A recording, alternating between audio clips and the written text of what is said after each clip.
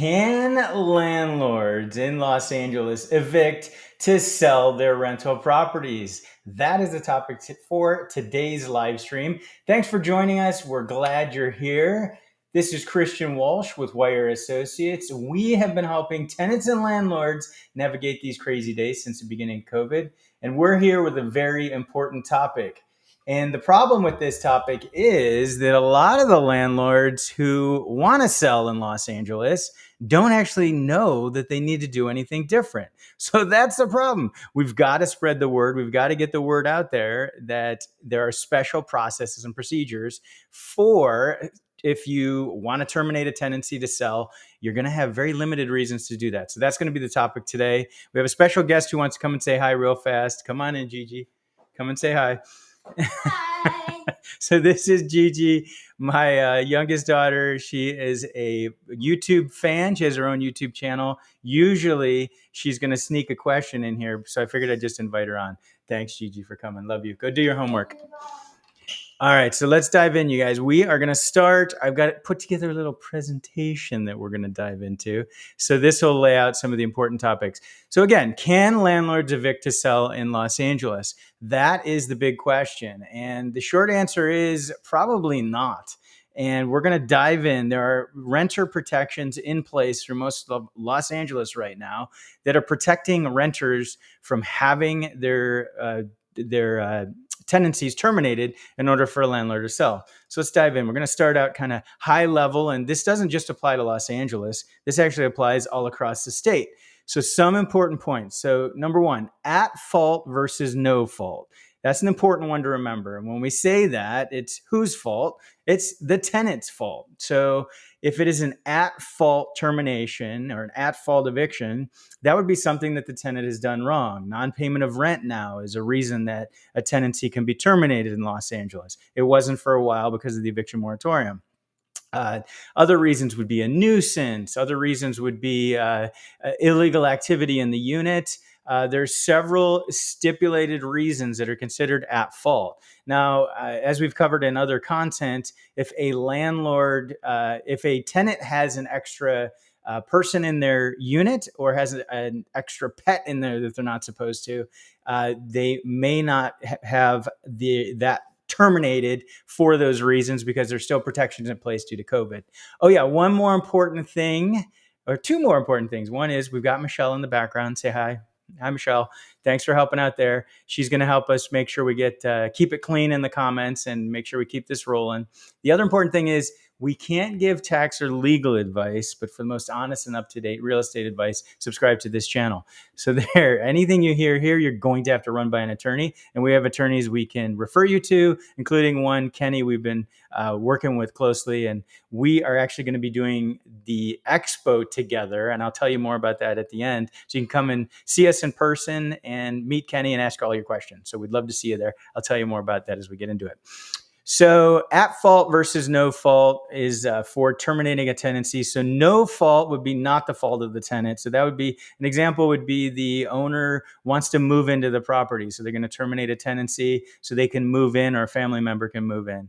The important thing to remember, and people often forget this, and I see this in questions, if someone is on a lease, a fixed term tenancy, so it could be most often a year lease, you can't terminate that tenancy in the middle of it for no fault. At fault, if they stop paying rent in the middle of it, yes, you can terminate for that. But no fault, you have to wait until the lease is over, until they're essentially month to month or about to be month to month before you can move forward with a no fault termination. Other important things. So the just cause ordinance will stipulate just cause reasons to terminate a tenancy. So why a tenancy can be terminated under actually at fault. So there's a list, like LA has a list of at fault reasons. But what's more relevant to us, what we're talking about selling, is no fault. So reasons for no fault termination will be stipulated in a just cause ordinance. And the big question is, can you do it to sell? Well, there is one particular way that you can do it to sell for certain homes, and we'll dive into that. But what the just cause ordinance is going to stipulate is the reasons, the length of time for the notice. So whether it has to be a 30-day notice, 60-day notice, 90-day notice, or maybe it's longer. If it's an Ellis Act and you're under the RSO in LA, it could be a year notice if you're 62 or older. So that's what the ordinance is going to stipulate. It's also, and this is a big one, going to tell you about relocation assistance, how much money is due to the tenant and when it's paid. That's another big one because there's variation in that. So let's move over to the other side. So I've got the different categories of properties that we're talking about.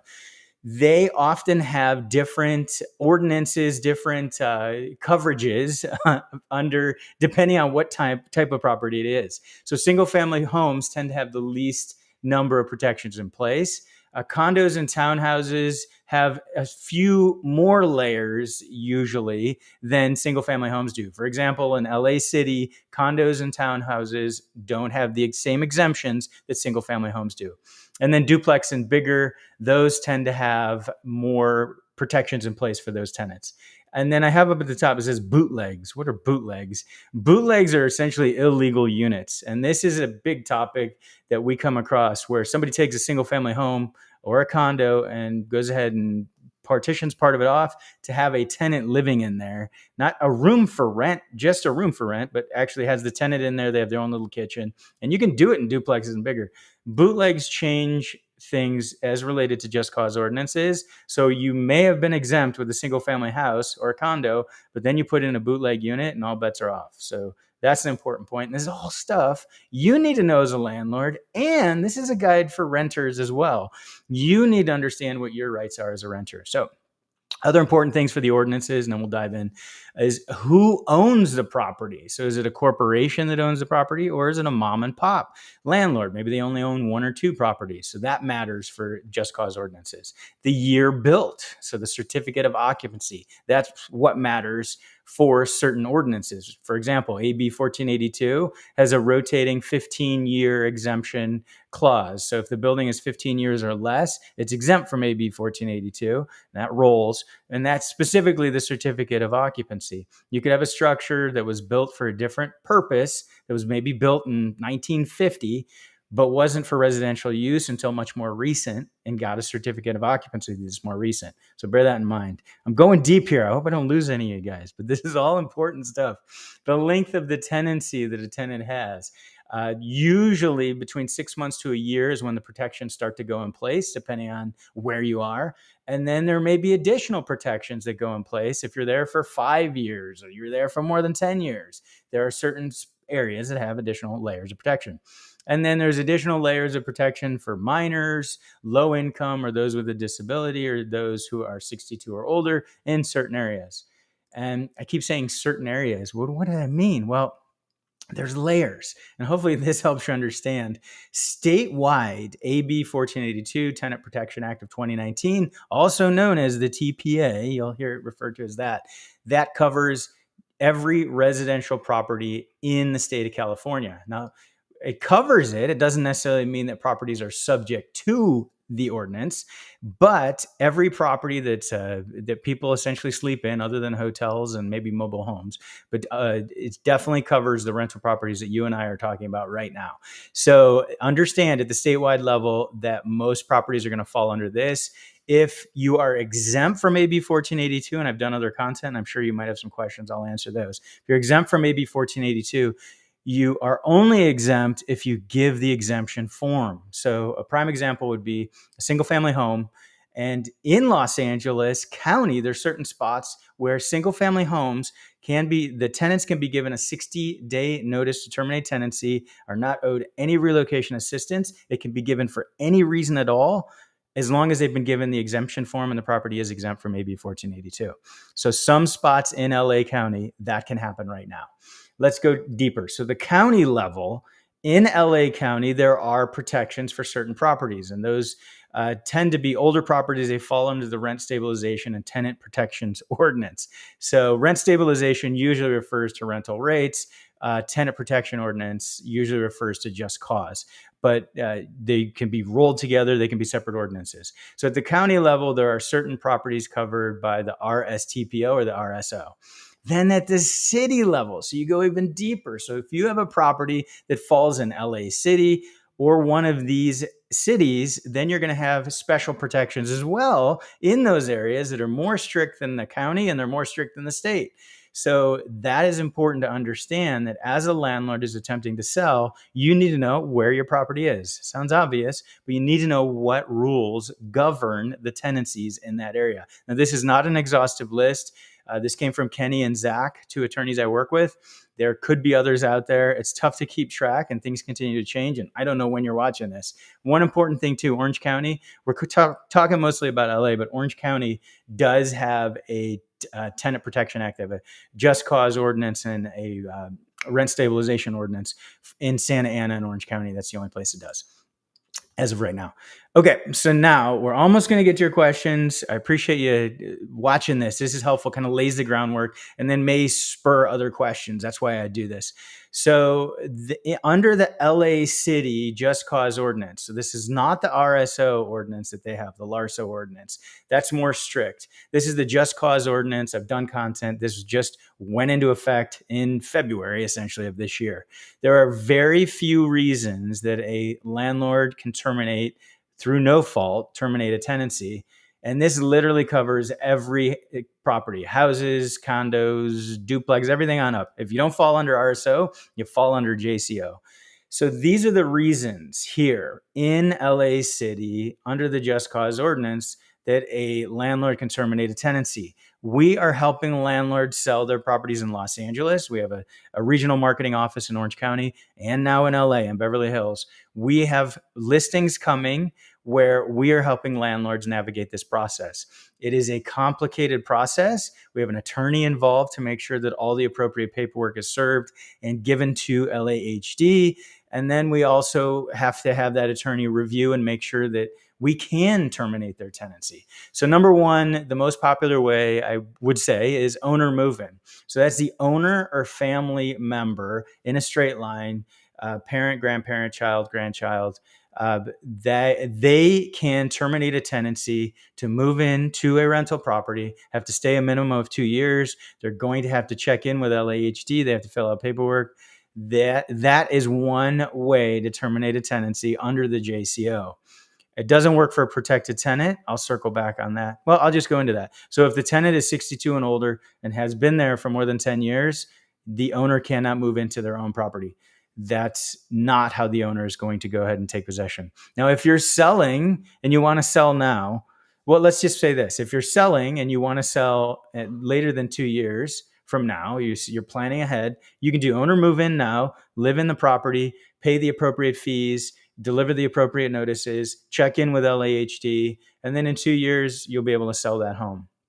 The other route, and this is what we're helping folks do, is the new owner moves in when you list the property for sale. So the tenant stays in there.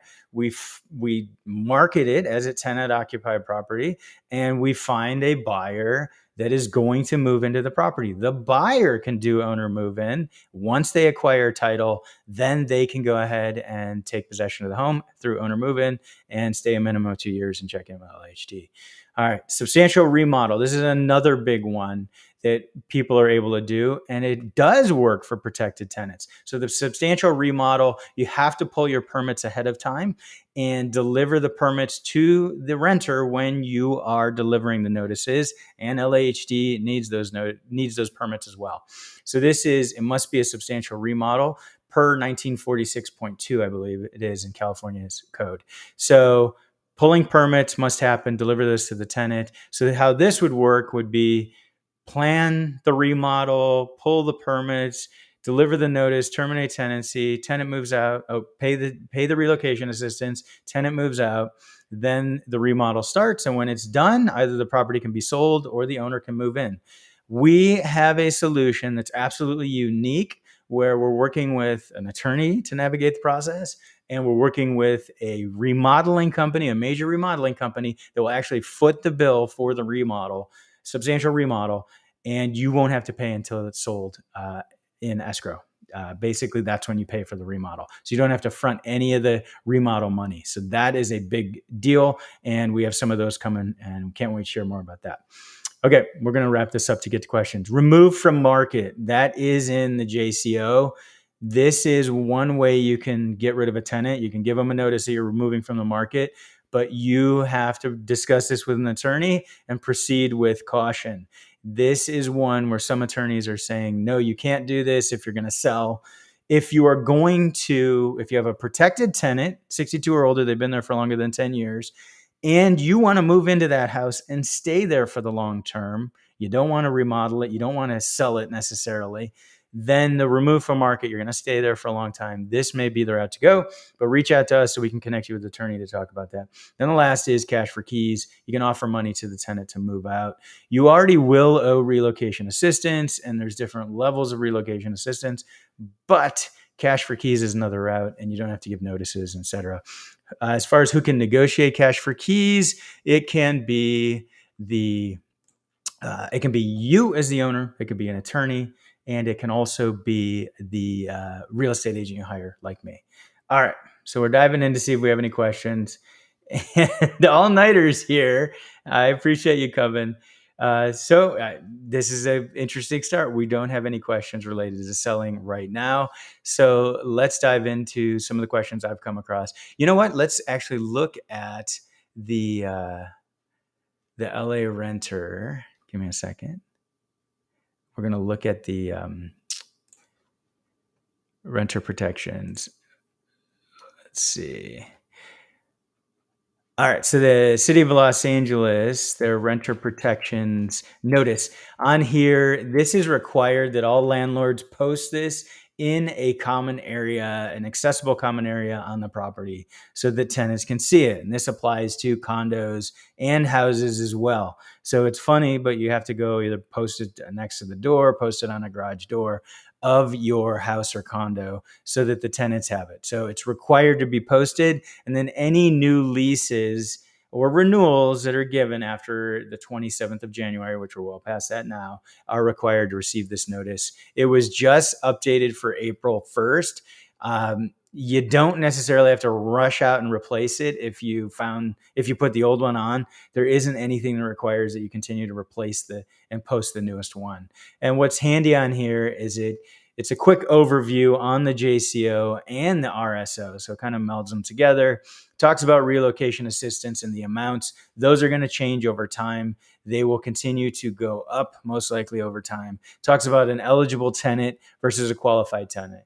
So a qualified tenant would be someone who has children in the home or has a disability. That would be a qualified tenant. They would get potentially more money. And if they've been there longer, they'll get more money. Now, if it's a single family home, they will get 1 month's rent for relocation assistance. And that is as long as the owner owns one house plus 4 units or less. So if you're a landlord who owns a bunch of units, that's not going to apply to you.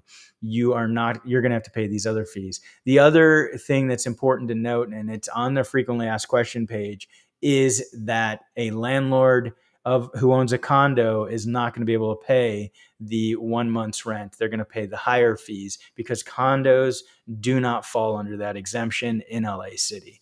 It's a kind of a strange thing that condos have been exempted, but they are. And then if you're curious, if your property is subject to RSO, you can always use Zemus. I've shown Zemus before in the past. So Zemus is a great tool that you can use to find whether or not you're under the RSO. All right. So let's get back to the questions. All right. Oh, here's a good one. So we have here, Manny does real estate. Hey, Manny, thanks for stopping. What's the standard amount for cash for keys? No standard amount. So when I was listing bank-owned homes and negotiating cash for keys, I've done it with tenants as well. There's no set amount. Usually, I mean, the biggest check, it's been a while, but the biggest check was 25,000. Smaller checks would be maybe around 35 to maybe 10. So it's going to be a function of really what you'd owe them if you didn't do cash for keys, if you went the other route. So if you just owe 1 month's rent as an exempt landlord, then just go with that 1 month's rent and offer that for cash for keys, you don't have any reason to offer more. But if you do the other, if you look at that chart on the renter protection notice and you owe 20,000, then maybe you're going to have to offer more, somewhere between. So there's really no standard amount. It's whatever is going to, oh, and it's not just cash either. The other important point is it's time. So you may, in an effort to get them out sooner, you may say, here's 7,500 if you're out in 30 days, or you get 5,000 to be out in 60 days. And then you can negotiate there and let the occupant make that decision on what's more important. Now, under RSO, if the property's under RSO, it's a tenant buyout program. You're not supposed to just offer cash for keys. You're supposed to follow their strict tenant buyout program. So those are my thoughts on cash for keys. All right, let's see here. What do we have? Miliana, thanks so much, Miliana. If the landlord fails to provide the notice you mentioned, I'll be hearing this Friday. May I mention that in the case and will it work in my favor by proving that statement? Yes, great question. It absolutely will work in your favor. That is a reason. It's an affirmative defense. If the landlord did not post that, if you're in LA City and the landlord hasn't posted that, you basically will bring it up to the judge as an affirmative defense and say, landlord didn't post this. And it is possible that would be an automatic no to the eviction. The other side of it is, depending on when they delivered the notice, they were supposed to deliver the notice, whether a 3-day notice. I'm assuming it was a 3-day maybe for non-payment, because we're almost at the point where they could have done a 60, but that's another discussion. So if it was a 3-day notice, for example, they needed to file that with LAHD. If they did not file that with LAHD, then that's an automatic get out of jail button, so to speak. That will be an automatic no to the eviction. So those are some affirmative defenses you can use and mention to the judge. That's a great question. All right. Let's see. Okay, so there you are. Two past due rent. Yeah, text. Yeah. So past due rent, you still have time to pay any past due rent. So now we're starting to get into some of the stuff I cover in the other videos, but that's fine because this is important. If a landlord is going to use an at fault reason to get a rental property open so they can sell it, they may go ahead and do this. So yeah, past due rent, technically, you still have time to pay rent that was due under certain periods in COVID. So you can use that as an affirmative defense, and you have to prove that your income was down due to COVID. So bring that with you. And then you should have given them the self-certification forms as well, the declaration forms. And those were due in LA City. It wasn't as required. You could get away without doing it. LA County for February and March, when LA City's eviction moratorium ended, you were supposed to use LA County's forms. So that's a big deal. So make sure that you bring all that with you. All right, let's see, Dorothy. If it's considered to be month to month and the landlord wants to cite renovations to end the lease, does this landlord still have to pay move-out costs? OCRLA. Great question, Dorothy. So if the property is in LA and it's covered by either a city just cause ordinance, it's RSO under LA County, and you are owed relocation assistance, then yes, obvious answer is you need to be given relocation assistance. So LA City is one where in order to do a substantial remodel, you would need to be given relocation assistance. Where you wouldn't need it in certain spots. So if you're in LA County, it's a single family home or a condo, and it is exempt from AB 1482, and you were given the exemption form with your lease or a renewal. And I know there's a lot of layers and people will be like, what the heck is he talking about? But check out my content on AB 1482. I did a recent video on that, including deadlines. So if it is exempt from AB 1482, technically the landlord does not owe relocation assistance. And then OC, most of Orange County is the exact same, where it's exempt from AB 1482. There aren't any local ordinances that require relocation assistance. The only exception right now is Santa Ana. So if you're in Santa Ana, landlord can only terminate a tenancy for very specific reasons and owes relocation assistance. All right, let's see this. Don, I was just informed today I have to move up by Friday because the property was sold. So I get 30 days or none. Don, you get, how long have you been there is what matters. If you've been there, well, it also matters where it is because you may be covered by just cause protections. But let's say you're not. Let's say it's exempt from AB 1482. There's really no way you'd have to move out by Friday. If you've been a tenant who's been there for less than a year, then you have a 30-day notice minimum. If you've been there for longer than a year, then it's a 60-day notice. And if you happen to be on a voucher program like Section 8, it's a 90-day notice. And just because they sold, it doesn't mean you automatically have to move out. Make sure you check to see. You can talk to legal aid, reach out to legal aid and see if you maybe they can't ask you to leave. Maybe you're able to use the just cause protections to stay there. And then some people may be asking, like, whose side are you on? Are you on the landlord side? Are you on the tenant side? What I am is I'm in the middle. I'm trying to help people color in the lines, and there's nothing what I can't stand more than the thing that gets me the most frustrated is a landlord or a renter who will not follow the rules. I know the rules, not everybody agrees with the rules on either side, but the ones that refuse to follow it or ignorant, don't bother to learn about it, that's what drives me crazy. So that is at the end of the day. And I'm not just calling out landlords, I'll call out real estate agents. I'm a real estate agent and I appreciate the ones that reach out to me for help. That to me shows you're a true professional on the areas I can help them. I don't mind giving advice, but if they just show up and they're not giving proper notice or giving bad advice, I can't stand that. So anyway, all nighter, where are you, buddy? You got some good stuff. I want to go back. Let's see. All nighter, I appreciate your support. You're a good man to be here. I appreciate it. All right, moving through questions. Here's a good one. So I thought Northern Cal had some hoops to jump through. I'm glad I don't live in SoCal. No offense. Scott, you're missing out on good weather. I grew up in small town Ohio, so trust me, I appreciate the weather. Yeah, NorCal in certain spots, they have hoops to jump through.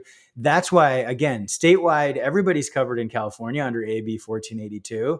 Then you have to see what's at the county level and you have to see what's at the city level because the protections vary.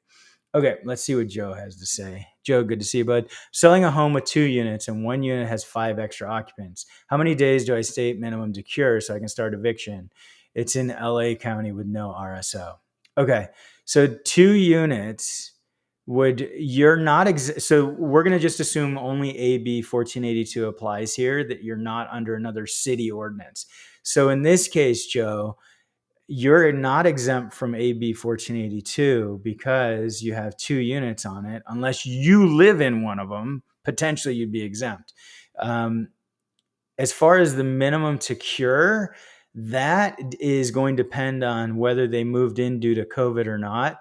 The protections for extra occupants in LA County, actually, those ended in February for LA County.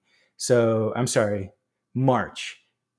So those are over for LA County for extra occupants if they moved in during COVID, March of 2023. So that's over. Now for LA City, it's a full year. The other thing is you'll have to give a 30-day notice for the extra occupants that are in there. So this is where you discuss with an attorney to make sure you don't have any extra layers that are going to prevent you from getting them out. I like this, Alex. You're on the right side, the legal side. I appreciate that. That's a good way to put it. Just trying to color in the lines, do the right thing. You can go fight at city council and you can fight at the board of supervisors against these regulations. Go fight in Sacramento against the regulations, whichever side you're on, or for regulations. But when they're law, follow the law. So I like that. All right. Miliana, you're asking about tax forms. Yeah, for proof of income. Yeah, anything. And we're going back to you showing that COVID, your income was affected. Proof of the tax forms would be good. The business owner that pays you cash could write a letter that substantiates that your income was affected by COVID because their income was affected by COVID. That would potentially be something that would work for you as well. So definitely bring that. Let's see. Pinche, good to see you. Is there any defense to owner in LA City single family home, not in an RSO?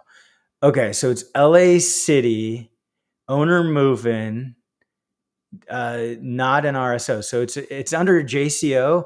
Yeah, there is well, who's the defense for? The tenant or the landlord? That's the question. So let's assume we'll play it from both sides because it's kind of the same answer. So if the landlord wants to move in and legitimately can move in, so the tenant in there is not a protected tenant, they're not 62 and older and they haven't been there for more than 10 years, then theoretically under the JCO, the Just Cause Ordinance in LA City, that owner can move in. But the owner has to follow the specific steps that the JCO has put in place, which means there's paperwork you fill out with LAHD.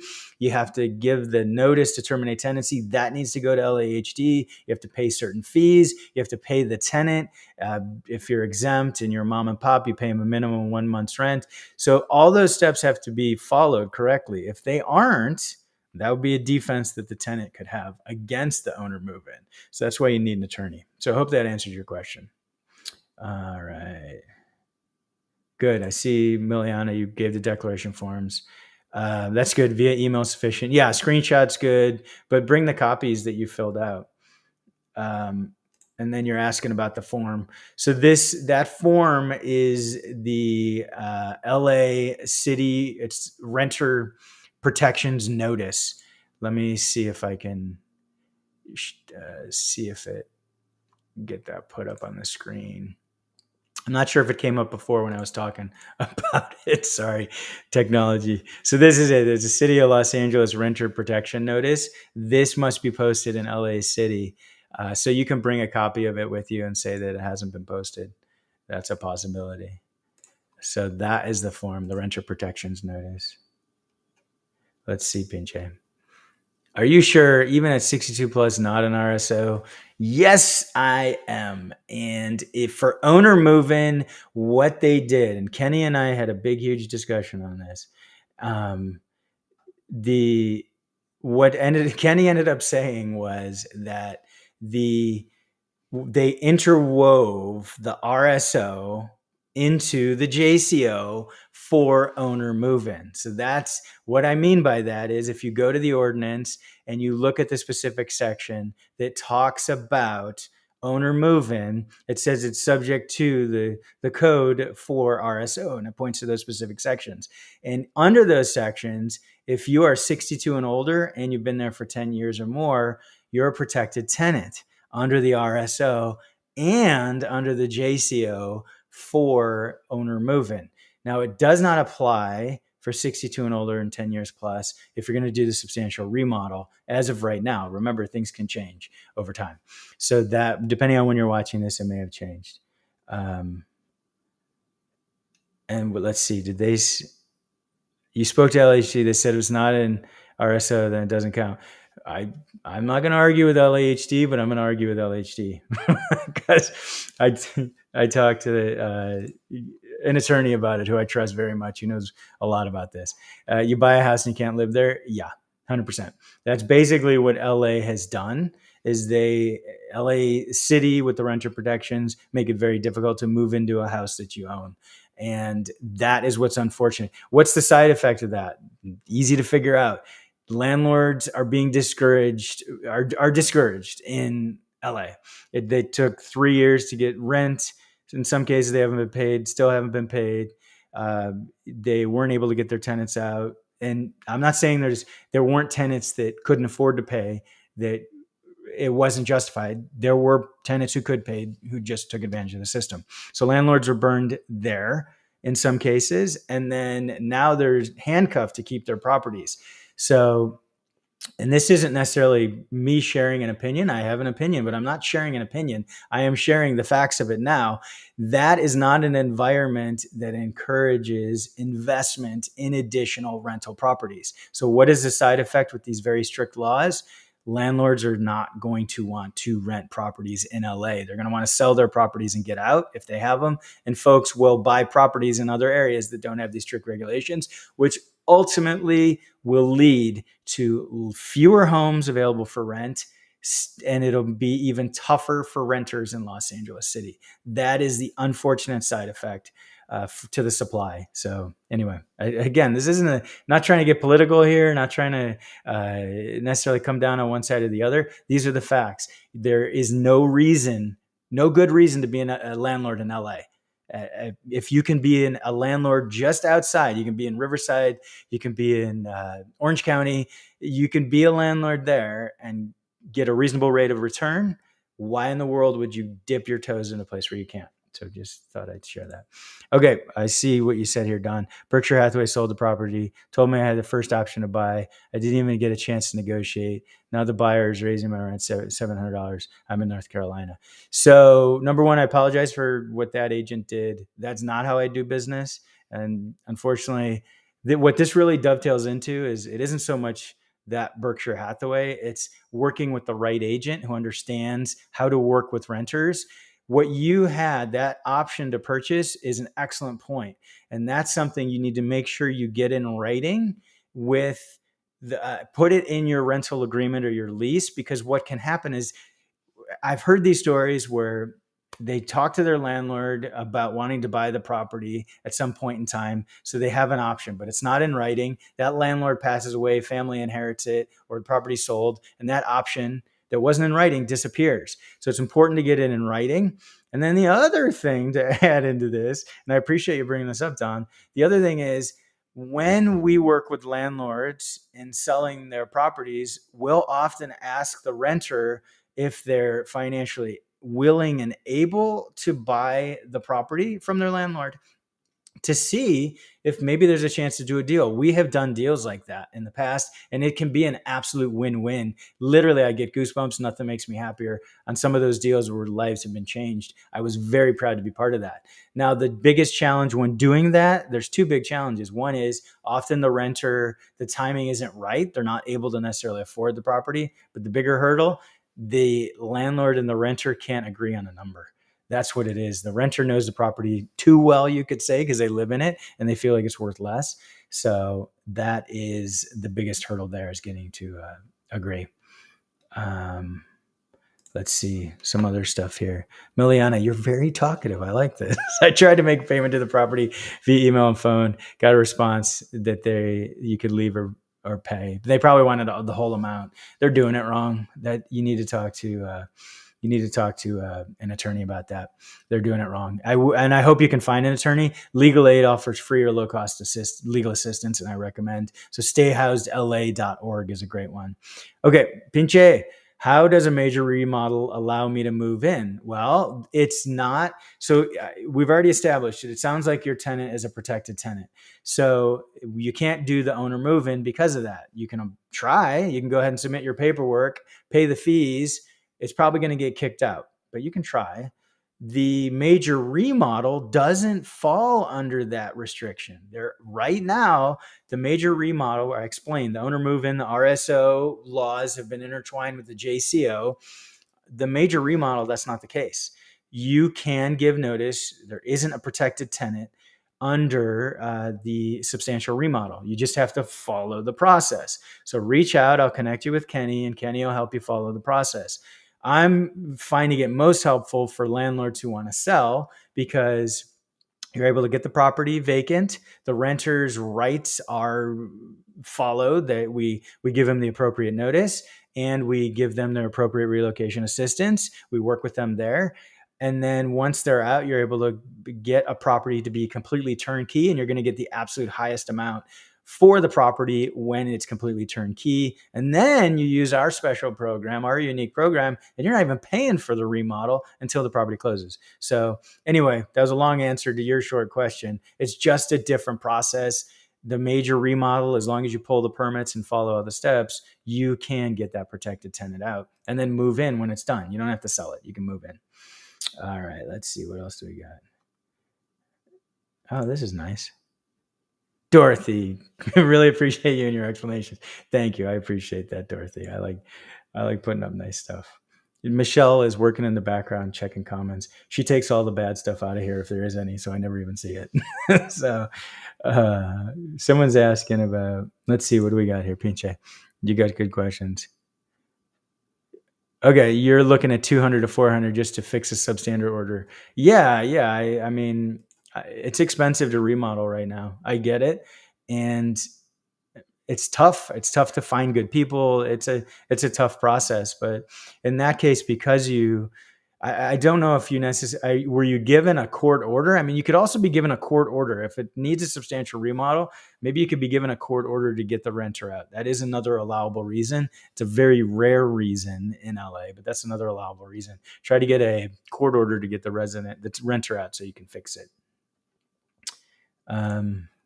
Let's see, Alex, is that the first right of refusal? Yeah, we were talking earlier about an option to buy the property. That's also called a first right of refusal. Get it in writing. You won't be able to negotiate a price ahead of time, especially if it's going to be like 10 years from now. But yeah, first right of refusal, get it in writing. If you're a tenant who's living in a property and potentially wants to buy it. I actually did that, by the way. I bought my house from my landlord. And then we didn't have a first right of refusal. I just knew he was going to sell because he's asking me like 6 months before the lease was over. He's like, "What are you going to do? So are you guys going to renew?" I'm like, "You're thinking of selling." And yeah, he was. So it's a tough process. Even for me, a real estate agent, doing deals all the time, negotiating the purchase between a renter and a landlord is a tough process, but there are some cool benefits because we actually got him to carry back financing as well with a loan product that didn't exist anywhere else. So that was cool. So yeah, first right of refusal. You don't necessarily have to get in the beginning. Just have your ears open and maybe approach your landlord. It can really be mutually beneficial, especially in LA where it's tough for landlords to sell anyway. And then I know you're going to say, "Oh, you're a real estate agent. You of course you're going to say this, but call me up to negotiate the deal because there's disclosures that need to be done. There's a lot of work to protect both sides. It still needs to be done. And I personally have been there and I've done these deals, so I can help you out." Okay, sorry. End of the sales pitch. Andrew, can you raise rents over 10%? Okay, so this is the big question right now. And here is the answer. And I'm going to give a complete answer, as complete as possible. If the property is exempt from AB 1482, which is certain properties, particularly houses and condos, that have been given the exemption form that states they're exempt from AB 1482, potentially a landlord can raise rent more than 10%. But you have to double check to make sure that there isn't a county or city ordinance that prevents you from increasing the rent more than a given amount. For example, in Santa Ana, more than 3%. You have to double check that. Number two, you right now have to see if there's an emergency order in place. We had extreme rains, extreme weather, and most counties in California are under emergency orders from the governor. There is a special code. It's penal code something. I'll have Michelle maybe look it up and put it in the comments, or I'll add it later on. I actually haven't done a video on it. But what it states is that it's anti-price gouging. You can't charge more than 10% if there's an emergency order in place. And what does that mean? It means existing tenants and, wait till you hear this, new tenants. So if your tenant moves out and you want to go ahead and take it to market rent because they're out, but there's an emergency order in place, you can't take it to market rent. You can only go up 10%. A lot of people don't know that. I haven't talked much about it because it's so many layers of complexity. I just generally tell landlords, follow whatever the local law is or 10% at most, because that is basically going to be your easiest route to go. And then it's also going to require a 90-day notice for anything over 10% in a year. So 10.1% increase requires a 90-day notice. 10% or less is a 30-day notice. So there you go. That is a long answer. Let's see. Here's another one. Andrew, for the new tenant, if you're move current tenant with cash for keys. Actually, so right now you can't, Andrew, because of the emergency protection order. Most people don't know it. Most people don't follow it, but I'm just letting you know that's the law. Let's see. Mrs. W. That's my mom's name, Mrs. Walsh.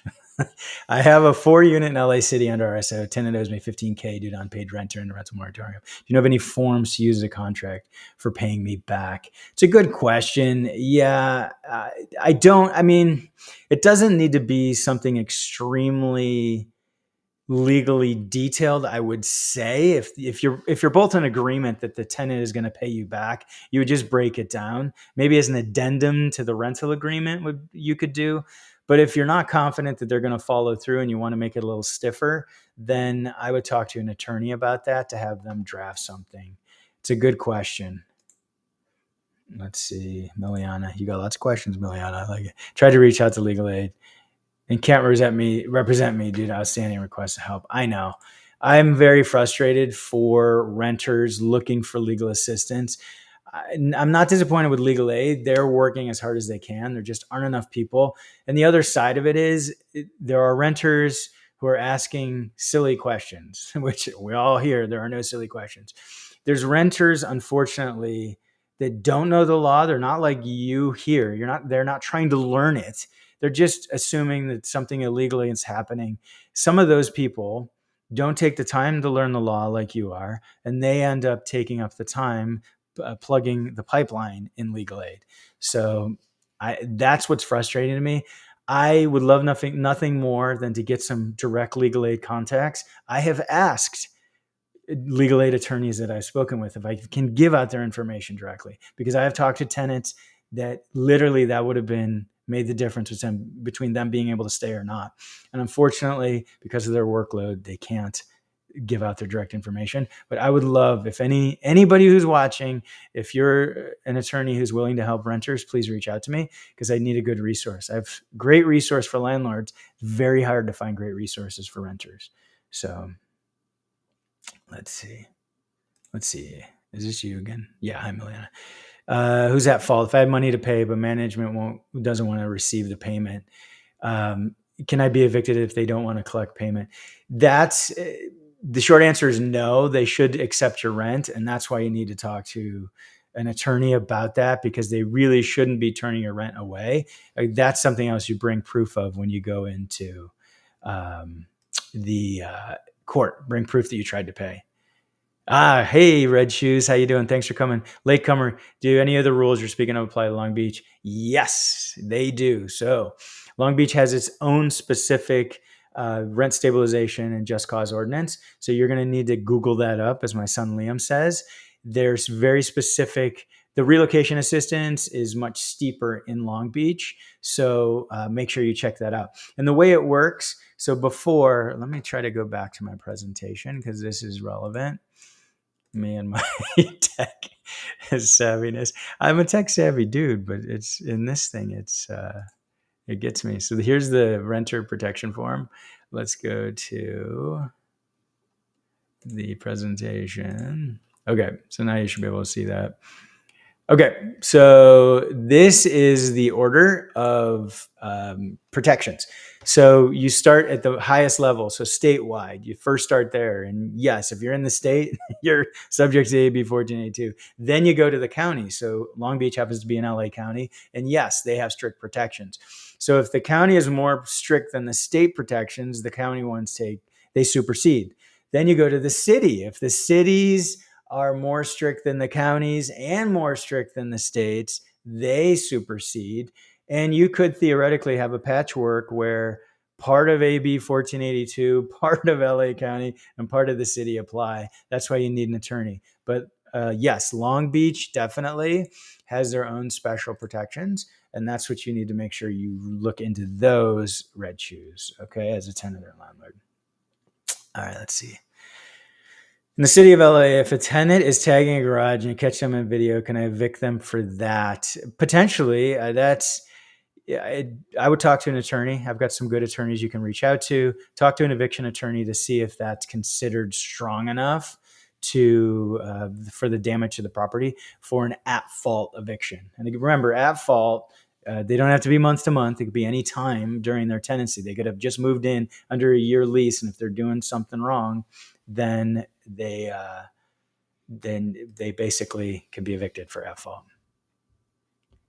Okay, dude Larry, how you doing, bud? Okay, let's start at the top. I'll read through this. You have a single-family home in Stevenson Ranch. Tenant refused a rent increase, threatened me about not paying, but decided to evict her, which she said could take months for her to leave. Yeah, it's true. An eviction for non-payment of rent can take a while.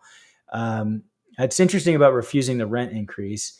You can always reach out and we can talk about that in person. She can't really, if it was a lawful rent increase, if the tenant was month to month and it was within the allowable ways you can increase the rent, she can't refuse it. You could give the notice for the rent increase, and as long as it's legal, if she doesn't pay the rent increase and pays the old rent, that or attempts to pay the old rent, then you would evict for non-payment of rent. Okay, so we'll keep going though. So she gave an option to waive her last month and she will leave. Should I agree? She doesn't seem to care about her credit. Yeah, it's up to you. I mean, this is an example essentially of a cash for keys agreement. It's a reverse cash for keys, I guess you could say, where the tenant is saying, hey, I'll give you my keys if you do this. I think it's worth doing. It doesn't sound like you want to keep her around because she's not going to pay the increased rent. Just agree to it. And then here's the downside. If she doesn't actually move out and you've waived that rent, then she owes you even more rent. So that's the downside to that. That's why with cash for keys, which I'll bring that up again. So cash for keys, where you can legally do it. Remember, if it's under the RSO, you're supposed to use a tenant buyout agreement in LA. So you can't really do cash for keys. But if it's just purely cash for keys, like under the JCO, theoretically, you could do that in LA City. The way you want to do it is you want to give the money when they're out. So you meet them that last day, make sure it's broom swept condition. Then you give them a cashier's check for the amount. That's how we did it with bank-owned homes. Now, for a JCO property where you owe relocation assistance or an RSO property where you owe relocation assistance, you can't do that. You have to give the money up front. You can either give it directly or you can set up an escrow account. So you can't wait until they're out. And if they don't move out, then you can go after them for an unlawful detainer, and then you could attempt to recover those funds as well. All right. So, Michelle, did I miss anything? I appreciate all these questions, you guys. All right. Michelle says no. Oh, okay. So let's do this. So I appreciate you guys tuning in. I appreciate the questions. You can definitely leave any questions below this video that you have, or you can reach out and talk to me and the team in person. So let's show you. We're going to be at the Income Property Expo. I want to share the details on that. Tickets are free, but I think parking's pretty steep. I think it's like $30. So that is coming up. So it's the Income Property Management Expo. It's through the AAGLA. So it's the Greater Los Angeles Apartment Association. We're going to have a booth there. I'm going to have Kenny there, the attorney I talk about. And we'll be there in a premier location up at the front, so you'll be able to find us. So it's going to be Tuesday, May 23rd from 9 till 4 at the Pasadena Convention Center. We'd love to see you come out, meet you in person, ask us any questions. We could take a picture if you want, and we'll put it on our communities tab and YouTube if you want to do that. But we'd love to have you come out. Again, tickets are free. We have a link below so you can register for that. You can come and meet us in person. And then just want to thank you for the continued support that you have given us, and want to ask that if you know anybody looking to buy or sell real estate, that's how we put food on the table. So please send our name along and we would be honored to take care of them. So, and one more thing, I should give a shout out because it's actually my 20th anniversary. So I'll give a shout out to my wife, Stephanie. Probably should have put a picture up or something, but not that she watches these, but anyway, 20 years. Congrats to my lovely wife. And so thank you for the support.